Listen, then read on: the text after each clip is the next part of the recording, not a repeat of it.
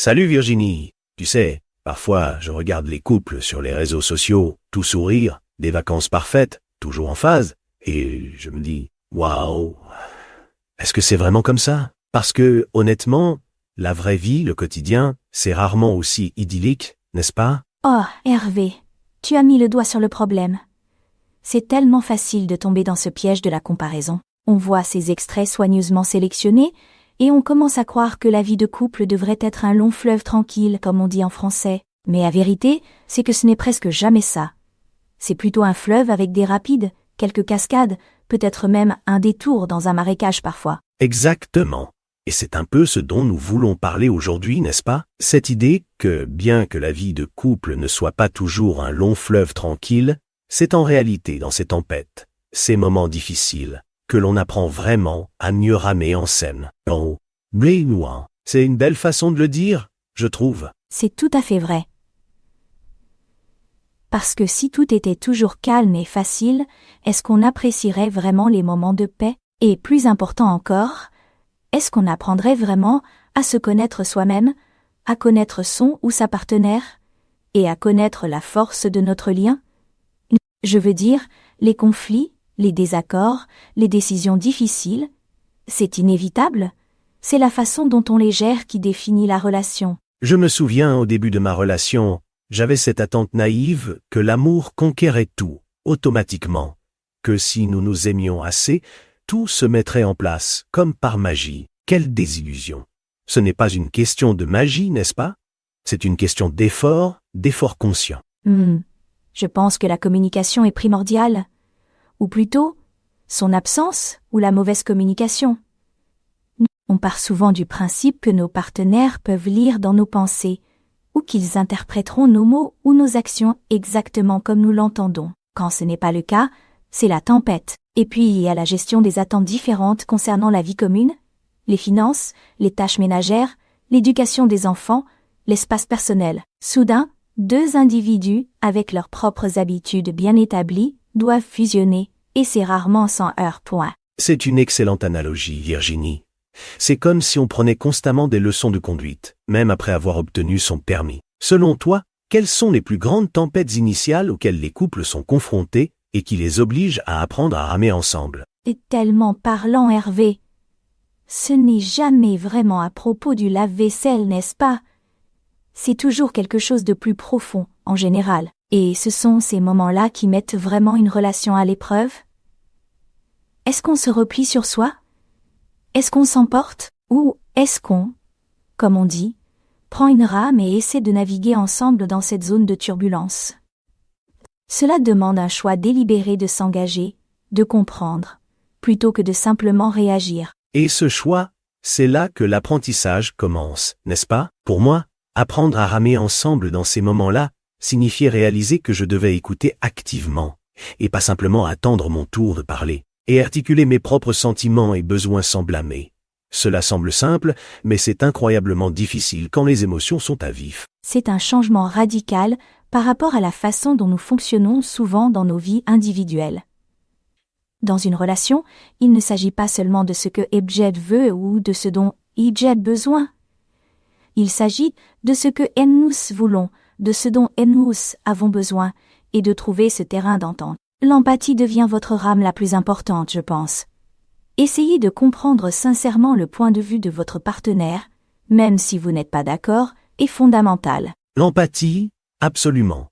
Et le compromis, qui est souvent perçu comme un gros mot, n'est-ce pas? Genre, oh, j'ai dû faire des compromis. Mais en réalité, il s'agit de trouver une troisième voie, une voie du nous, que ni l'un ni l'autre n'aviez peut-être envisagé au départ, mais qui finalement fonctionne pour les deux. Il ne s'agit pas d'une personne qui gagne et de l'autre qui perd. Exactement. Et c'est grâce à ces compromis, ces négociations, que vous construisez en réalité un lien plus fort et plus résilient. Chaque fois que vous réussissez à surmonter un désaccord, vous développez essentiellement un nouveau muscle dans votre relation. Vous apprenez ce qui fonctionne, ce qui ne fonctionne pas, et vous approfondissez votre compréhension du mode d'emploi de l'autre. Je pense qu'une autre tempête significative est la pression extérieure. La vie nous envoie des imprévus, n'est-ce pas? Stress financier, perte d'emploi, problèmes de santé, drames familiaux. Ce n'est pas directement lié à la relation elle-même, mais cela exerce une pression immense sur elle, et c'est là que le nous est vraiment mis à l'épreuve. Oh, tout à fait.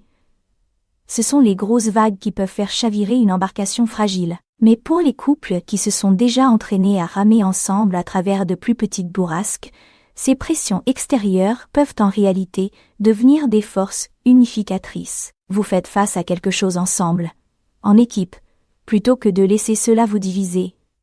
C'est un changement de perspective puissant, n'est-ce pas? Oui, je me souviens quand j'ai perdu mon travail il y a quelques années. C'était dévastateur. Et j'ai ramené beaucoup de ce stress et de cette insécurité à la maison. Mon partenaire aurait facilement pu être frustré ou ressentir du ressentiment. Mais au lieu de cela, il allait devenu, mon plus grand soutien. Il a fait des heures supplémentaires, il a écouté sans jugement, et il m'a rappelé, mes forces. Cette période, aussi difficile qu'elle a été, nous a en fait incroyablement renforcés. C'est un bel exemple, Hervé. Cela souligne vraiment comment ces tempêtes peuvent forger une connexion plus profonde, un sentiment de partenariat profond. Il ne s'agit pas seulement de rester ensemble, mais de se soutenir activement, de s'élever mutuellement, et de se rappeler l'amour qui sous-tend tout. Et cela vous fait réaliser que l'amour n'est pas qu'un sentiment, c'est une action. Ce sont les décisions quotidiennes que vous prenez pour être présent pour votre partenaire, pour le choisir, surtout quand ce n'est pas facile. C'est la force tranquille que vous trouvez quand vous savez que quelqu'un vous soutient, quoi qu'il arrive. Exactement. Et je pense que c'est pour cela que les couples qui sont ensemble depuis des décennies parlent souvent de la façon dont ils ont évolué ensemble. Ce n'est pas seulement vieillir. C'est traverser des épreuves, s'adapter, évoluer et apprendre de nouvelles façons d'être en relation l'un avec l'autre au fur et à mesure que la vie change. C'est un processus de développement continu, comme une entité vivante et respirante. Alors, comment les couples cultivent-ils activement cette capacité à ramer ensemble pendant les moments difficiles? Au-delà de simplement en parler, quels outils pratiques ou états d'esprit avez-vous trouvé utiles? Eh bien, pour commencer, je pense qu'il est crucial d'établir une base de respect et de gentillesse, même pendant les disputes. Il est facile de dire des choses blessantes quand on est émotif, mais ces mots laissent des cicatrices. S'engager à se battre loyalement est essentiel. Et puis, créer des espaces sûrs pour les conversations difficiles. Peut-être que c'est un bilan hebdomadaire, ou simplement convenir que lorsque quelqu'un dit « j'ai besoin de parler », l'autre prend le temps d'écouter vraiment, sans distraction. C'est une excellente remarque à propos de se battre loyalement. C'est comme fixer des limites à la tempête, pour qu'elle ne fasse pas rage de manière incontrôlable et ne détruise pas tout. Et ces moments de vérification sont essentiels.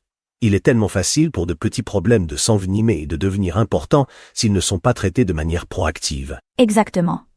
Et une autre chose qui est souvent négligée, c'est de célébrer les petites victoires.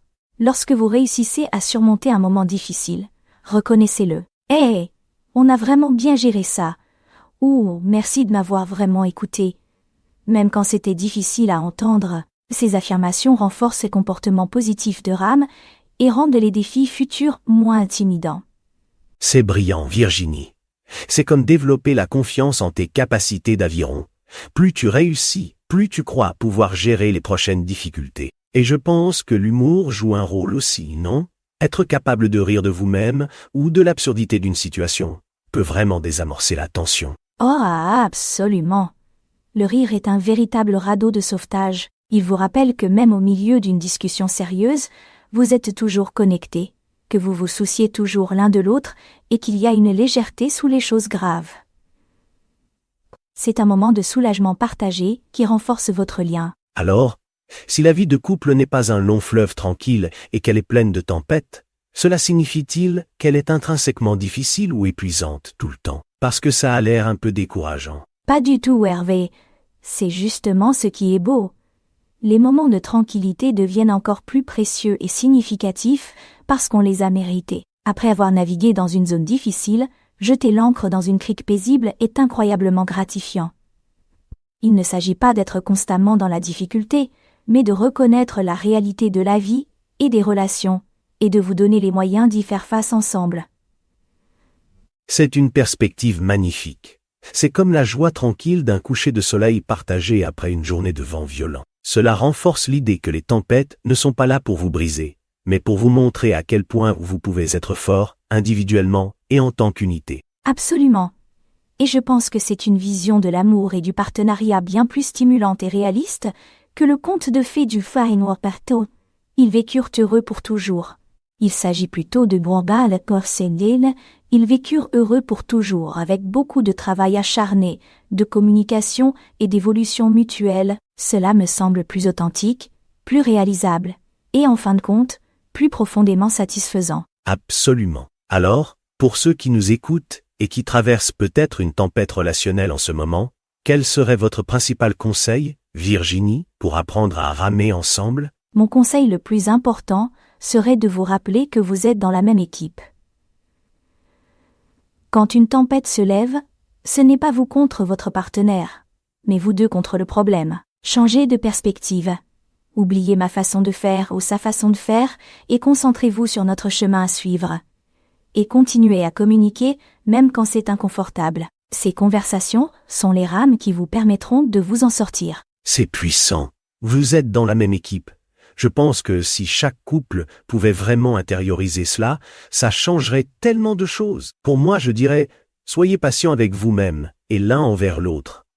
Apprendre à ramer ensemble prend du temps, de la pratique, et parfois, vous aurez l'impression de tourner en rond. Mais chaque coup de rame, chaque correction vous améliore. Absolument, la patience est essentielle. Et la grâce. Accordez-vous mutuellement de la grâce, car nous faisons tous des erreurs, et nous essayons tous de notre mieux de naviguer dans ce beau et compliqué voyage qu'est la vie, de préférence avec quelqu'un que nous aimons à nos côtés. C'est un voyage qui vaut la peine d'être entrepris, malgré tous les hauts et les bas noirs. Je ne pourrais pas être plus d'accord. Alors, souvenez-vous tous, même si la vie de couple n'est pas toujours un long fleuve tranquille, c'est dans ces tempêtes même que vous apprenez à mieux ramer ensemble, renforçant vos liens et rendant les eaux calmes d'autant plus douces. Merci de nous avoir rejoints aujourd'hui, Virginie. C'était une conversation vraiment enrichissante. Merci Hervé. C'est toujours un plaisir de plonger dans ces sujets avec toi. Et à tous nos auditeurs, continuez à ramer, continuez à grandir, et chérissez chaque instant, qu'il soit calme ou tempétueux. On se retrouve la prochaine fois.